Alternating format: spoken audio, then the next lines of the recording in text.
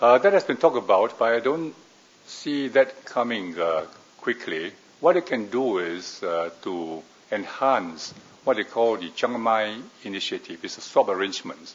We can look into that to see how the fund available there can be enlarged and how we can bring in the other players into the fund so that if there are short-term currency problems facing certain countries, the fund can be used. And we can also discuss with IMF on how we can tap into the liquidity fund available from IMF for short-term currency defense purposes. But to have a separate Asian Monetary Fund, when IMF is there, there are different views. I mean, my own personal view is I'm not sure whether it's a very good idea because, if you have another fund, what do? Do you have stricter rules or do you have more liberal rules?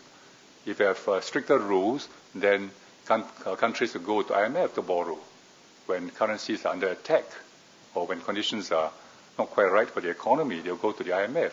If you have more liberal rules than the IMF, then you stand the danger of moral hazards. So the conditionalities, much as people dislike them, I think are necessary under certain circumstances.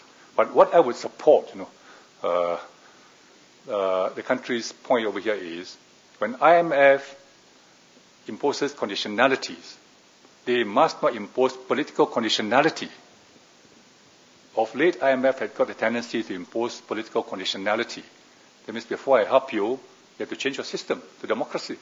I mean, I'm exaggerating, I'm simplifying, but if you impose such a condition, I think you're not attacking the root cause of the problem. You're trying to change your whole political system, which, in my own view, I think would not be the right thing to do. So would the Asian Monetary Fund set up, similar to IMF minus this condition? I think it's easier to try and get IMF to change its own condition if Asian economies have a bigger say in the IMF.